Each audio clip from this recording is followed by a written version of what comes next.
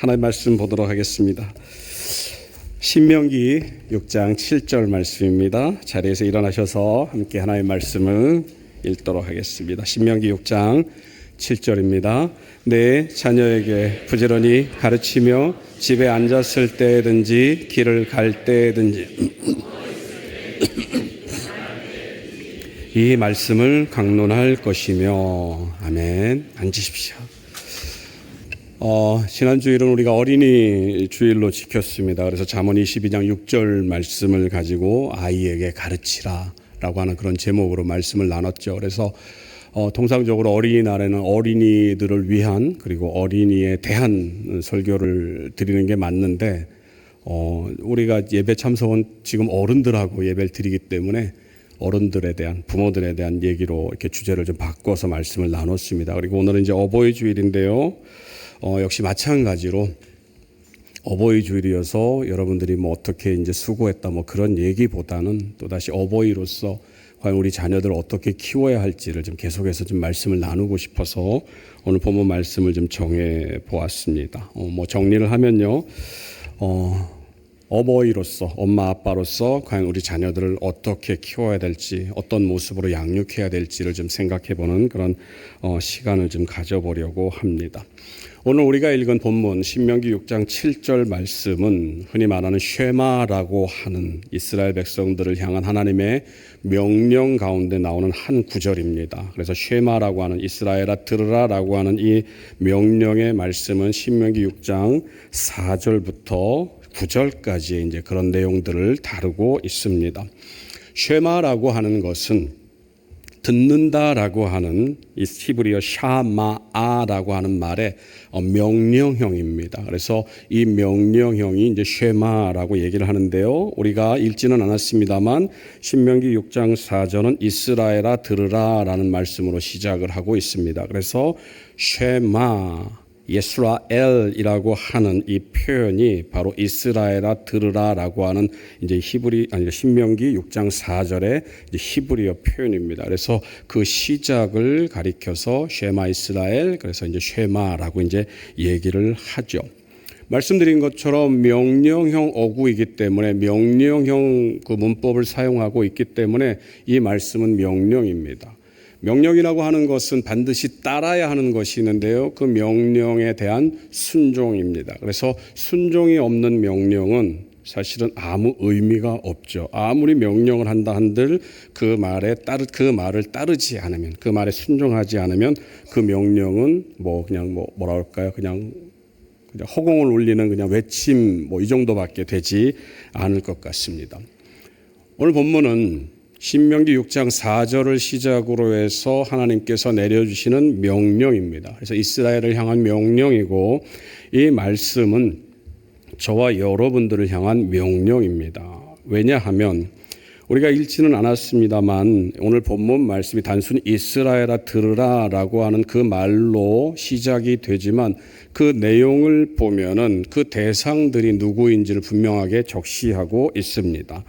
오늘 본문 7절을 제가 다시 한번 읽어드립니다. 내 자녀에게 부지런히 가르치며 라고 기록을 하고 있습니다. 그러니까 이스라엘아 들으라라고 하는 이 명령의 말씀은 그 명령의 말씀을 조금 그 대상을 좁혀보면 이스라엘, 더 나아가서는 이스라엘 가운데 자녀를 두고 있는 부모에 해당되는 그런 명령일 것입니다. 사실 이 자리에는 결혼을 한 분도 계시고 결혼을 하지 않은 분들도 계시고 또 부모들도 계시고 아직 부모가 되지 않은 분들도 계실 것입니다. 그렇지만 이제 오늘 어버이날이고 그리고 언젠가 결혼을 하신 분들, 아직 부모가 못 되신 분들은 언젠가는 이제 부모가 될 것을 전제로 하고 말씀을 좀 나눌 테니 좀 이해를 해 주시기 바랍니다.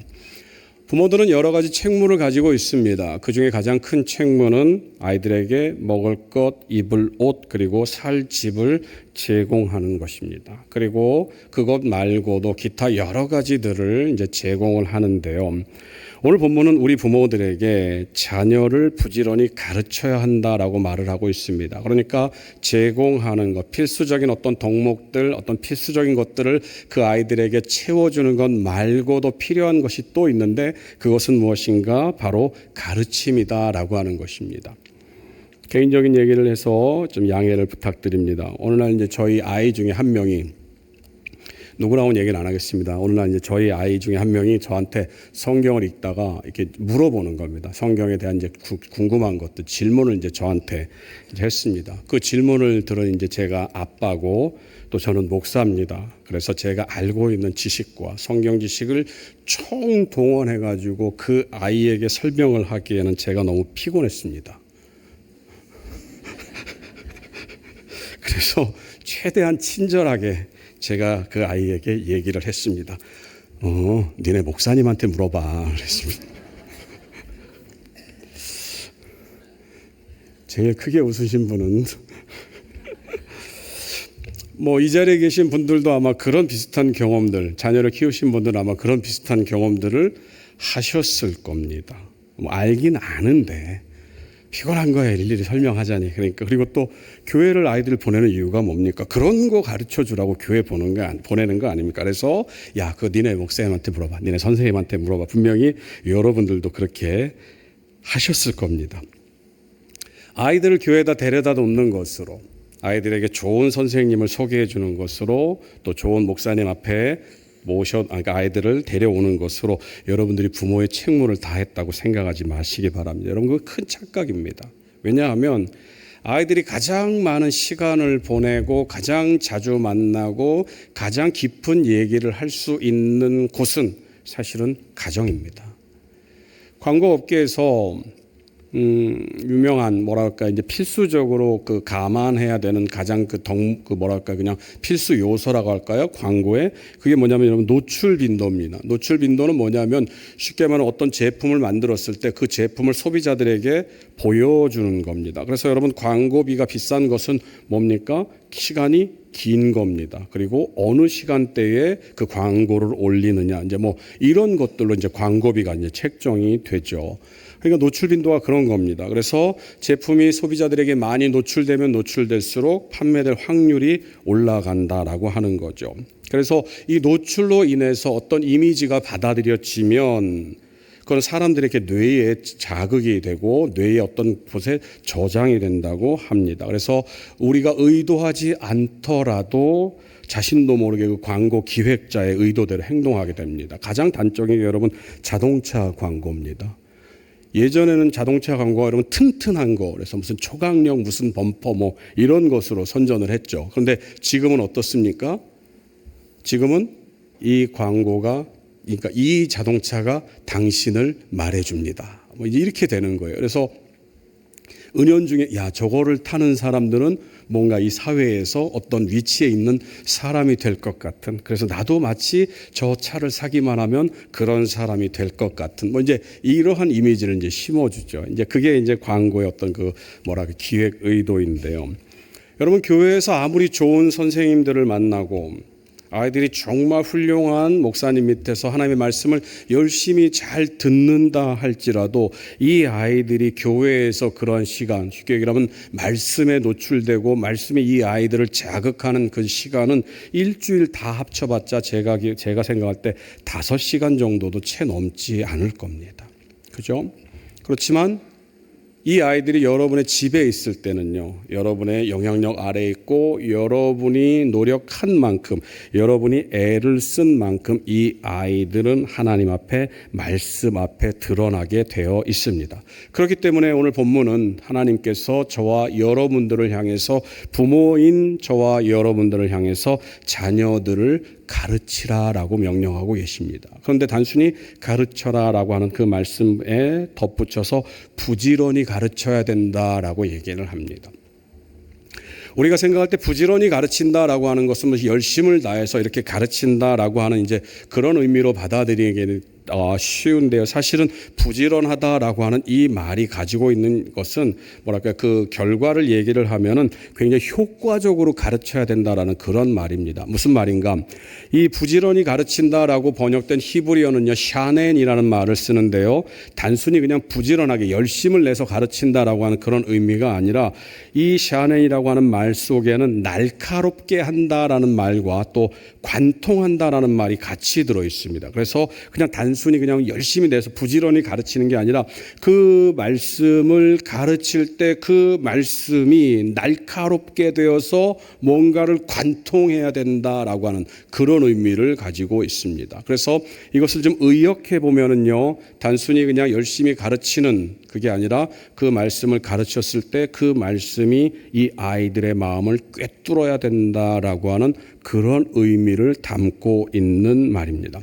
그러면 여러분들은 그렇게 말씀을 하실지도 모르겠습니다. 알고는 있는데요. 그렇게 해야 되는 건 아는데 뭘 가르쳐야 할지 잘 모르겠다라고 말씀하는 분들이 계실 겁니다. 요즘 AI가 대세라고 하길래 제가 설교를 준비하면서 AI에게 이제 물어봤습니다. 부모들이 자녀들에게 가르쳐야 할 것은 무엇인가요? 이렇게 물어봤어요. 그랬더니 AI가 답을 딱 줬습니다. 굉장히 통찰력이 있어요. AI가 첫 번째로 한 답이 이겁니다. 자녀의 양육은 쉽지 않습니다. 어떻게 알았을까요? 자녀에게 중요한 덕목을 부모는 가르쳐야 합니다. 그리고 자녀에게 가장 중요한 덕목으로는 기본적으로는 감사, 사과, 존중, 책임감, 그리고 다른 사람을 돕는 것과 같은 인성 함양입니다. AI가 여러분들보다 낫죠? 오늘 이 예배당 안에는, 이 교회 안에는 이미 자녀들을 그런 양육하는 단계를 다 거쳐서 이제 그 자녀들이 자녀를 양육하는 이제 그런 분들도 계실 겁니다. 혹시 여러분들 이제 어른들에 해당되겠죠. 자녀를 키우면서, 여러분의 자식들을 키우면서 인성 따위는 누구에게나 줘버려. 어떻게 해서든지 남을 짓밟고 올라서야지 이 험악한 세상에서 살아남을 수 있어라고 하면서 자녀를 키우신 분은 안 계실 겁니다. 이건 정말 드라마에서나 나오는 거죠. 막장 드라마에서나. 제대로 생각이 있고 정말 자녀를 사랑으로 다스리기를, 양육하기를 원하는 분들이라고 한다면 굳이 AI의 그런 얘기들을 답을 빌리지 않더라도 남을 존중하는 그런 아이, 책임감 있는 아이, 사랑을 베풀 줄을 아는 아이, 겸손한 아이, 아무튼 인성이 이렇게 충만한 그게 참 정말 반듯한 그런 아이로 키우기를 원하실 것입니다. 그런데 문제는 AI가 얘기했던 것처럼 자녀 양육은 쉽지가 않다는 겁니다. 아무리 가르쳐도 아무리 얘기를 해도 늘 그 자리입니다. 여러분 집에 있는 아이들을 한번 생각해 보십시오. 여러분 집에 있는 아이들이 방을 제대로 치우던가요? 아니면 엄마가 얘기한 대로 뭘 이렇게 합니까? 그래서 여러분들 아이한테 그냥 잔소리 계속해서 방 치워라, 방 치워라, 방 치워라 얘기를 해도 이 아이들의 방은 그냥 늘상 그대로입니다. 그래서 여러분들 어떻게 합니까? 정 답답하면 여러분들이 직접 치워주거나 아니면 그 방을 안 들어가는 거죠. 그 방을 들어가면은 이 단전 밑에서 올라오는 이 뭔가가 올라오기 때문에. 그래서 사회학자들이요 연구를 합니다. 교육학자들이 연구를 해요. 도대체 아이들은 왜 이렇게 말을 안 들을까?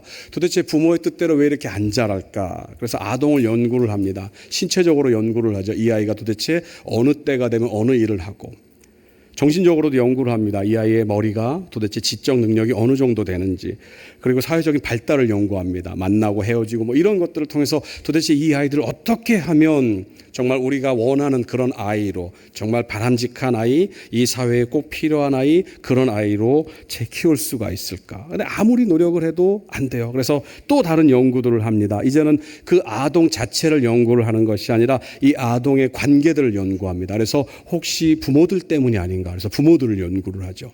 그래서 막 사회학적인 환경들을 연구합니다. 그래서 친구들을 연구하고 또래들을 연구를 하고, 이것도 좀 아닌 것 같아요. 그래서 이제는 눈높이에 맞춰서 그 아이들의 눈높이로 내려와서 그 아이들의 연령에 맞는 것들을 자꾸만 교육하려고 하는데 역시 마찬가지로 잘 안 되는 것 같습니다. 그래서 이제는 다른 방법을 쓰죠. 이 아이의 마음을 이해하려고 노력을 합니다. 도대체 이 아이가 무슨 마음을 갖고 있길래 이런 행동을 하는 걸까? 마음을 이해하기 위해서 노력을 하는데 역시 그것도 별 효과가 없는 것 같습니다. 그래서 이제는 그런 아이들을 하기에는 이제 별 효과가 없으니까 이제 방법은 다른 방법을 찾아서 이제 문제 있는 아이들, 이미 그렇게 버려진, 야, 얘는 도대체 어떻게 하면 좋지라고 하는 그런 아이들을 이제 치료하려고 애를 씁니다. 요즘 텔레비전에서 나오는 금쪽이가 그 대표적인 이제 그런 것들 같습니다. 그래서 뭐 금쪽이한테 뭐 물어보고 뭐 이런 얘기들을 하는데요. 수많은 연구들이 진행되고 수많은 연구들이 발전되고 그리고 수많은 연구들을 뒷받침하는 어떤 그런 실험이나 실천들이 계속 이어짐에도 불구하고 늘 그 모습은 그냥 제자리 걸음인 것 같습니다. 아니 뭐 좀 더 정확하게 얘기하면 그보다 더 나빠지면 나빠졌지 좋아지지는 않을 것 같습니다.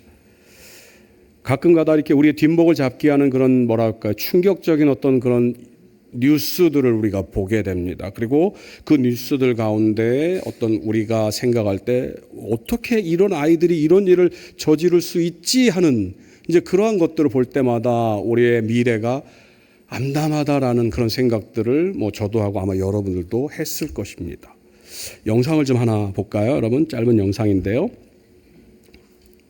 You have to be careful, okay? Auntie Leah's got a baby in here. 그런데 Colin! 믿을 수 없는 행동에 혼을 내보지만 Dad, do you understand me? Hey, okay, he's got a little extra energy. That doesn't give you the right to scream at my child. 엄마 쪽에도 문제가 있었습니다. I was just trying to protect myself. He's 5 years old, Leah. He doesn't know any better. 그리고 이런 엄마 밑에서 자란 아이는 망나니가 따로 없는데요. What happened? You all right? Colin pushed me.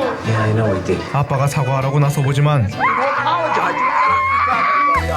엄마가 나타나서는 Okay, what is going on here? Why is he screaming? Because he hit Nate with a stick and I told him to apologize. 문제만 만듭니다. What you're feeling now, let it out.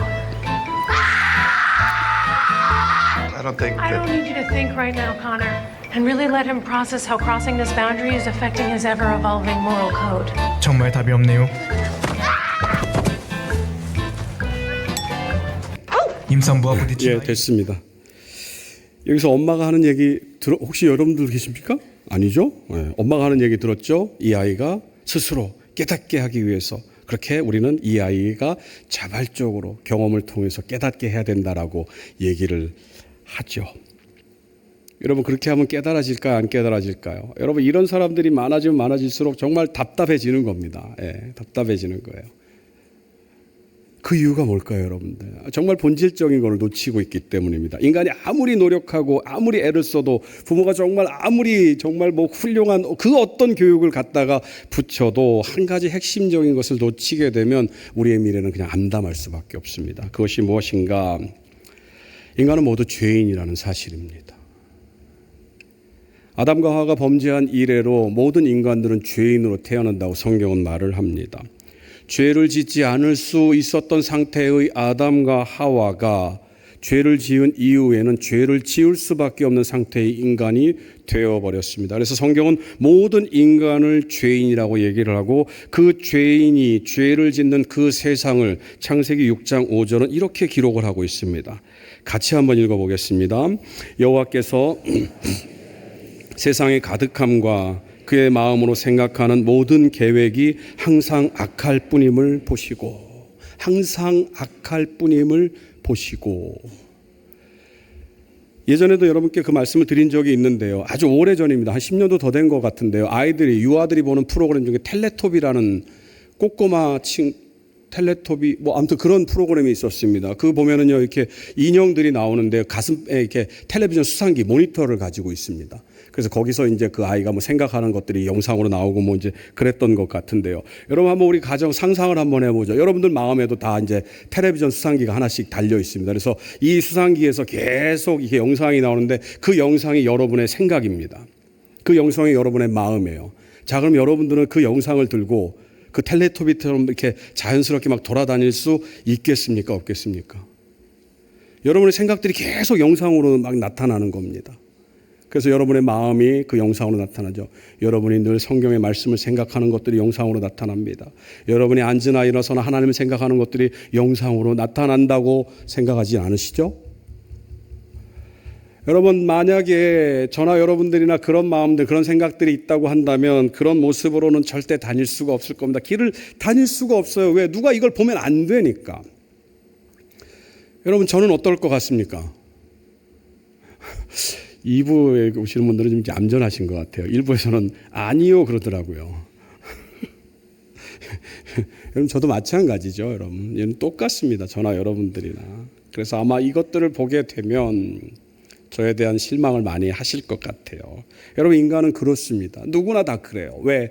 성경이 말합니다. 인간은 모두 다 죄인이기 때문에 그 하는 행동과 그 생각들이 언제나 악하다고 성경은 말합니다. 그래서 예레미야 선지자는요, 예레미야 17장 9절에서 인간의 마음을 이렇게 표현합니다. 우리 같이 읽겠습니다. 만물보다 거짓되고 심히 부패한 것은 마음이라 누가 능히 이를 알리오마는. 우리는 우리의 마음이 얼마나 악한지를 모릅니다. 여러분, 세상 사람들 한번 보시기 바랍니다. 세상 사람들에게 야, 그거 나쁜 거 아니야? 그거 죄지라고 얘기를 하면 그 사람들은 대부분 10 중에 7, 8은요 이렇게 얘기를 합니다. 야, 그거 다 그런 거야 라고 얘기를 합니다. 나만 그런 거 아니야 라고 얘기를 합니다. 그것이 나쁘다고 하는 사실을 부정하는 것은 아닙니다. 그런데 그 나쁘다고 하는 사실을 인정하고 야, 그래, 그럼 내가 그걸 돌이켜야지 라고 하는 것이 아니라 뭐라고 얘기를 하느냐? 다 그래. 이 세상 사람들 나만 그런 게 아니라 다 그래라고 얘기를 합니다. 그런데 저와 여러분들은 어떻습니까? 아니라고 얘기를 하죠. 그것을 죄라고 느끼고 그것을 죄라고 여기고 그것을 부끄럽게 여깁니다. 그 이유는 딱 하나죠. 우리는 우리가 죄인이라는 사실을 알고 있기 때문입니다. 그래서 신명기 오늘 우리가 읽은 본문 말씀은 아이들에게 그 말씀, 하나님을 향한 것들을 가르쳐야 되는데 그것이 이 아이들의 마음을 관통하도록 열심히 부지런히 가르쳐야 한다라고 합니다. 그래야지만 변할 수 있기 때문입니다. 그들의 마음을 말씀으로 그들의 죄성을 너는 죄인이다라고 하는 사실을 깨닫게 해야지만 아이들이 변화할 수 있다라고 하는 것이죠.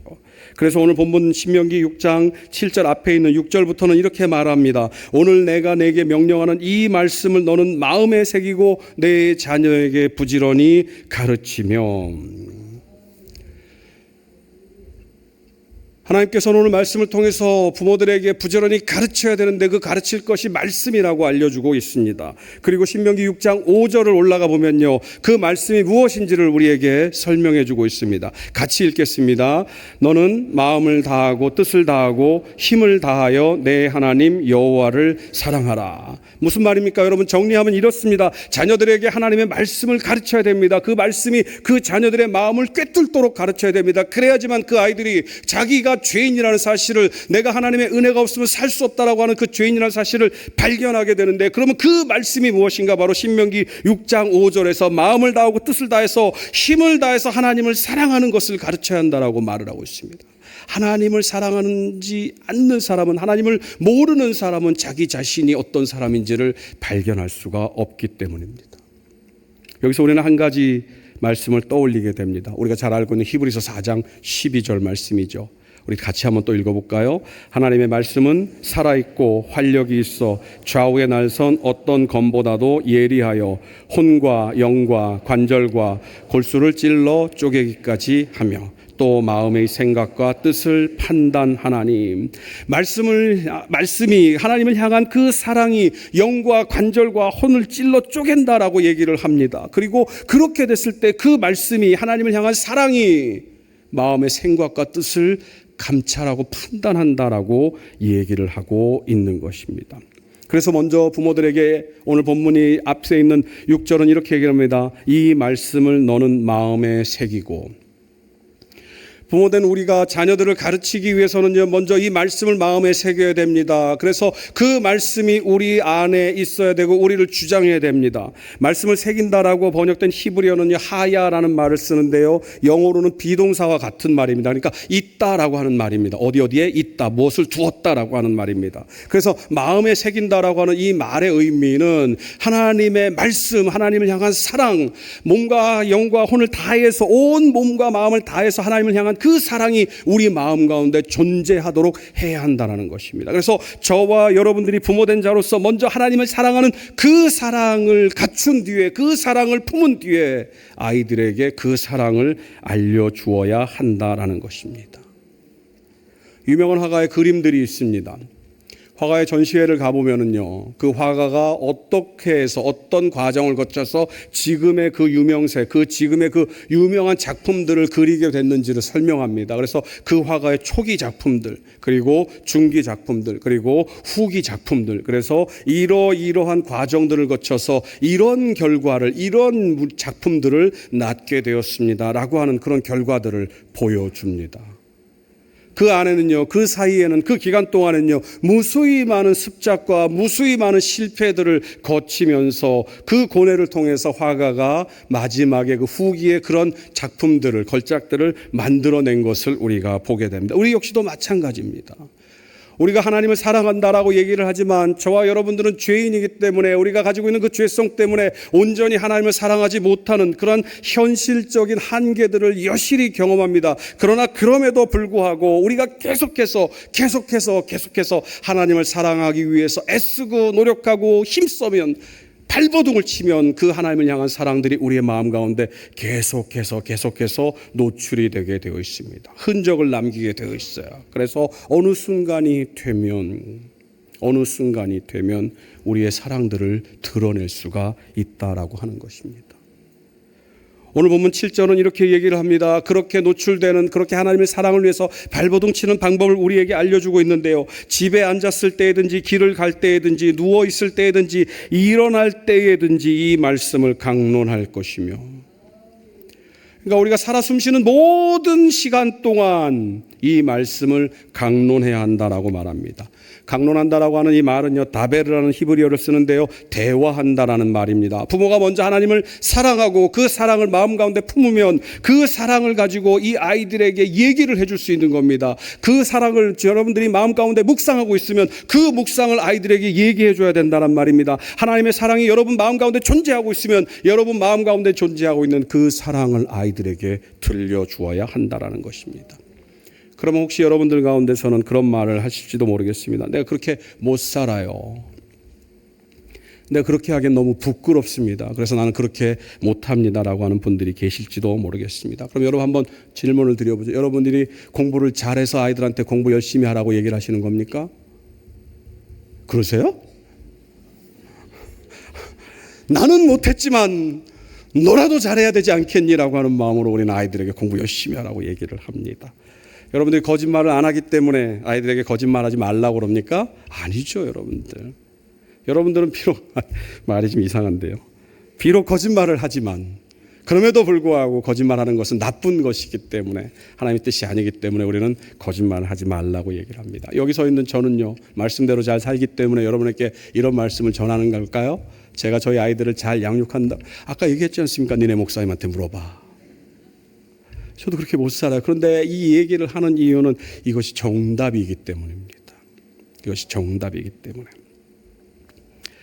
옳은 길이기 때문에 우리는 그렇게 해야 됩니다. 비록 우리는 그렇게 못 산다 할지라도 못 산다고 하는 그런 마음이 들게 되면 그것을 회개하면서, 그것을 안타까워하면서, 하나님 내가 오늘도 이렇게 삽니다. 그러나 하나님께서 나에게 말씀하셨기 때문에 내가 이 일을 하는데 하나님 내가 이 아이들을 잘 양육할 수 있도록 나에게 힘을 주십시오. 나에게 하나님의 말씀을 사랑할 수 있도록 해주십시오. 하나님을 내 마음 가운데 품고 하나님이 내 전부가 될 수 있도록 인도하여 주십시오라고 기도해야 되는 것입니다. 그러면 어떤 일이 일어날 것 같습니까? 하나님을 향한 사랑이, 하나님을 최우선으로 두는 그런 삶이 그 아이들의 마음을 꿰뚫게 되면 그 아이들은 결코 그 자리에서 벗어나지 않는다라고 성경은 말합니다. 우리가 지난 주일에 배웠지 않습니까? 잠언 22장 6절 말씀입니다. 우리 같이 한번 읽어보겠습니다. 마땅히 행할 길을 아이에게 가르치라. 그리하면 늙어도 그것을 떠나지 아니하리라. 어렸을 때 경험을 하나 더 말씀드리고 말씀을 마치겠습니다. 추운 겨울날 잠을 자다 보면 문득 선선한 기운이 느껴져서 잠을 깰 때가 있습니다. 부모님들이요, 새벽 예배를 갔다 오신 뒤에 저희 아이들, 저와 동생들 머리맡에서 기도를 하십니다. 그러면은 그 차가운 그 겨울 그 길을 걸어오셔서 그 옷이랑 이런 것들이 다 차가워졌습니다. 그런데 그 차가워진 냉기가 제 머리맡에 이렇게 흐르는 겁니다. 그러면은 그 냉기와 함께 뭔가 이렇게 시원한 그 냄새, 그러니까 뭐랄까 그 면, 이렇게 삶은 면이 이렇게 햇빛에 바짝 말랐을 때 나타나는 그 코튼의 그런 어떤 향기 같은 것들이 이렇게 품어져 나옵니다. 저는 지금도 그 냄새를, 그 서늘한 그 차가운 그러나 굉장히 기분 좋은 그것을 잊을 수가 없습니다. 부모님이 무엇을 위해 기도했는지는 모릅니다. 부모님이 어떤 것을 기도했는지는 모릅니다. 그러나 잠결에 깨서 부모님이 나를 위해 기도하고 있구나라고 하는 생각을 하면서 다시 잠을 드는데요. 그 잠이 들면 그 과정 속에서 부모님이 나를 위해서 이렇게 기도하고 계시구나 하는 것들을 느낄 수가 있습니다. 그래서 저 역시도 아이들을 위해서 그렇게 기도를 합니다. 그래서 밤에 이제 제가 일을 할 때 들어와서 아이들의 머리맡에 이렇게 놓고 기도를 하고 그러는데 어느 때부턴가는 이제 기도를 하니까 인상을 쓰면서 깨더라고요. 그래서 그 뒤로는 이제 사랑하는 성도 여러분, 오늘 어버이 주일입니다. 여러분들 고생 많으셨고요. 자녀들 키우느라고 정말 애 많이 쓰셨습니다. 그런데요, 우리가 이 어버이 주일날 그래 내가 이만큼 했지라고 하는 그것보다도 좀 더 깊이 생각해 보아야 할 것은 하나님께서 나를 이 애물단지를 왜 나에게 허락해 주셨냐라는 것입니다. 여러분 아이들 보면서 참 늘 감사하던 적이 있던가요? 아니죠, 여러분. 우리는 아이를 키우면서 자녀를 키우면서 감사하기보다는 화를 내고 원망하고 정말 이 아이를 어떻게 하면 좋을지 몰라서 정말 때로는 막 울면서 하나님께 기도했던 적도 있을 겁니다. 그런데 중요한 사실은요, 하나님께서 저와 여러분들에게 그 아이를 허락해 주신 이유는 저와 여러분들이 그 아이를 주님의 뜻대로 양육하기에 제일 좋은 부모이기 때문입니다.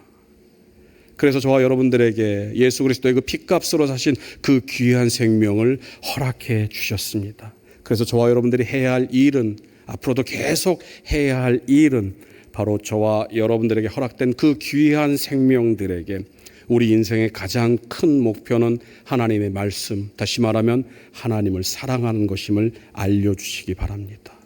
그리고 그것들을 위해서 기도하시기 바랍니다. 이 귀한 사명을 기쁨으로 여기고 여러분의 남은 생을 최선을 다해서 이 아이들에게 하나님을 향한 사랑을 알려주시기 바랍니다.